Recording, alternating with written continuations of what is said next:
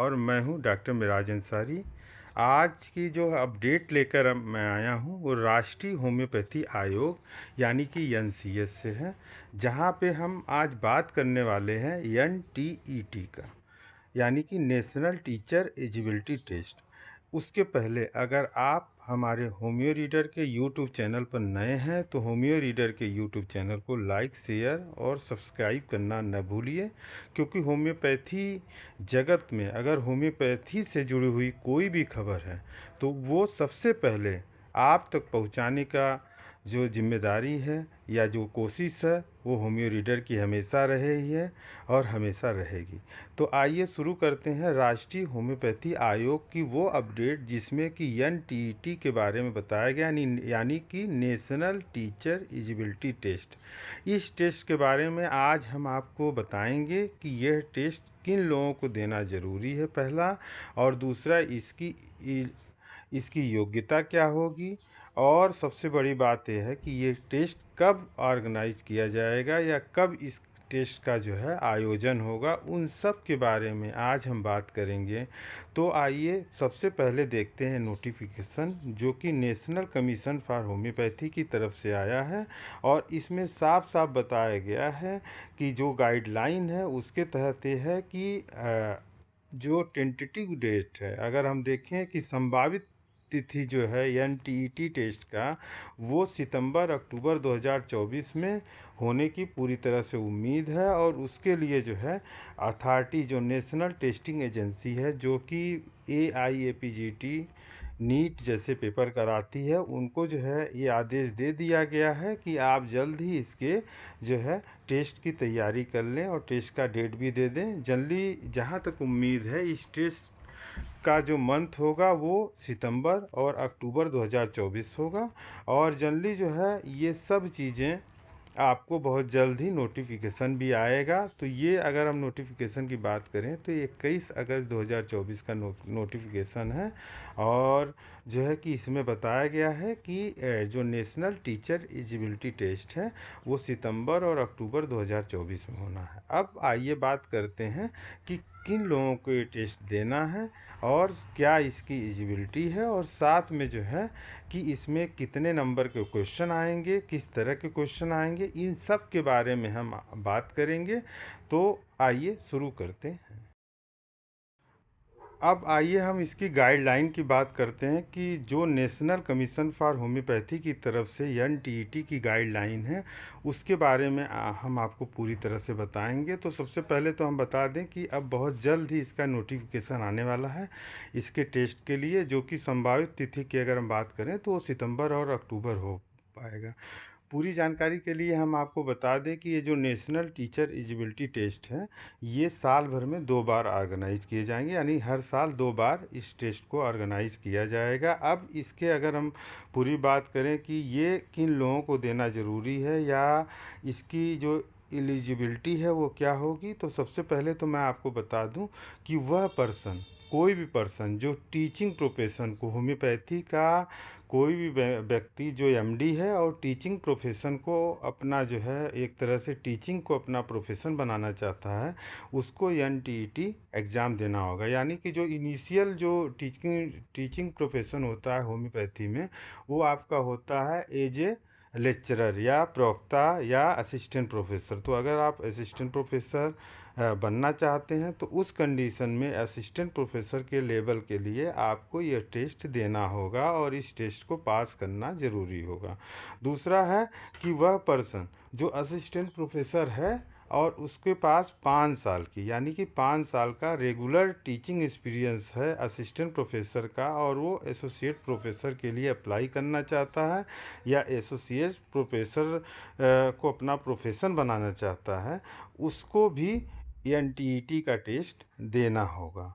साथ में तीसरी जो गाइडलाइन है उसके अनुसार ये कहा गया है कि अगर कोई भी व्यक्ति जो एमएससी हो, यानी कि मास्टर ऑफ साइंस हो, एनाटॉमी में, फिजियोलॉजी में, फॉरेंसिक में, पब्लिक हेल्थ में और होम्योपैथी में अपना जो है करियर बनाना चाहते हो as a professor, as a teacher, तो उन लोगों को भी जो है ये नेशनल टीचर एलिजिबिलिटी टेस्ट देना अनिवार्य होगा।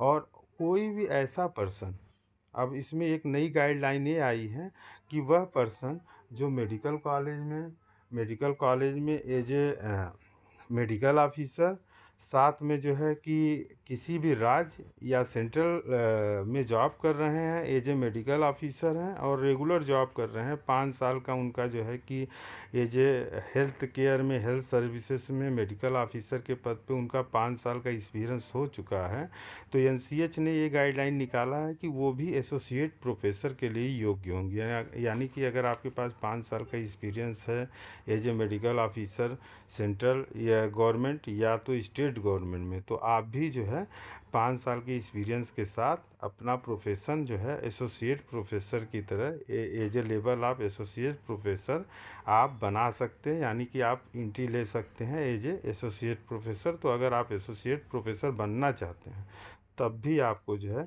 नेशनल टीचर एलिजिबिलिटी टेस्ट को पास करना ज़रूरी होगा।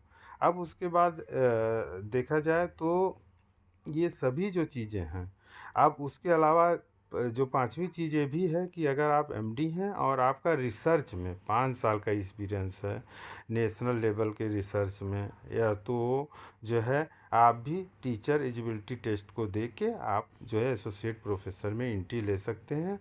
ये छठा जो कंडीशन है उसमें है कि अगर डॉक्टर ऑफ फिलॉसफी की डिग्री है आपका एनाटॉमी, फिजियोलॉजी, बायोकेमिस्ट्री में, और आप जो है एज ए असिस्टेंट प्रोफेसर जो है होम्योपैथी में आना चाहते हैं, टीचर में आना चाहते हैं, तो आपको नेशनल टीचर एलिजिबिलिटी टेस्ट को पास करना ज़रूरी होगा।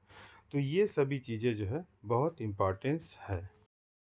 अब अगर हम इसके स्ट्रक्चर की बात करते हैं कि जो नेशनल टीचर एलिजिबिलिटी टेस्ट है वो जो है किस तरह का होगा, तो मैं आपको बता दूं कि ये टोटल जो है मल्टीपल टाइप क्वेश्चन आएंगे, यानी कि एमसीक्यू होगा। और इसकी ड्यूरेशन की अगर हम बात करते हैं तो 120 मिनट का ड्यूरेशन होगा, और क्वेश्चन पेपर जो है हिंदी और अंग्रेजी दोनों लैंग्वेज में क्वेश्चन पेपर आपको मिलेगा। एमसीक्यू में जो क्वेश्चन पेपर में टोटल जो नंबर होंगे क्वेश्चन के वो 100 नंबर के होंगे, और प्रत्येक का जो नंबरिंग होगा वो 1 नंबर आपको मिलेगा। सबसे बड़ी बात यह है कि इसमें कोई भी निगेटिव मार्किंग नहीं होगा। एनटीईटी में दो दो अगर हम देखें तो 2 लैंग्वेज में पेपर होगा, इंग्लिश और हिंदी, और साथ में 100 नंबर के क्वेश्चन आएंगे और आपको 120 मिनट यानी कि 2 घंटे आपको मिलेगा। अगर हम इसकी सिलेबस की बात करें तो देखिए ये जो है सिलेबस है, टीचिंग एंड ट्रेनिंग में पूरा ये सिलेबस दिया गया है, इस तरह का सिलेबस रहेगा। फिर उसके बाद कम्युनिकेशन आपका जो आएगा वो 10 नंबर का आएगा। क्लासरूम मैनेजमेंट आपका 10 नंबर का रहेगा, और साथ में जो है असेसमेंट मेथड जो है वो आपका 15 नंबर का। और फिर उसके बाद एजुकेशनल टेक्नोलॉजी 10 नंबर का आपका आएगा। एजुकेशनल साइकोलॉजी जो है वो आपका 15 नंबर। एंड्रोगोगी इन एजुकेशन आपका 10 नंबर का। लर्निंग एंड पेडागोगी ये आपका 10 नंबर का होगा। टोटल नंबर ऑफ क्वेश्चन जो है मल्टीपल टाइप के होंगे, जिसमें कि 40 क्वेश्चन बहुत इजी होंगे। मीडियम क्वेश्चन जो रहेंगे वो भी 40 रहेंगे, और डिफ़िकल्ट क्वेश्चन 20 रहेगा। मार्किंग जो है आपको हमने बता दिया है कि 1 नंबर का क्वेश्चन आएगा। और मिनिमम जो क्वालिफ़िकेशन है एनटीईटी के लिए, आपको जो मिनिमम क्वालिफ़िकेशन होगा वो 50% रहेगा।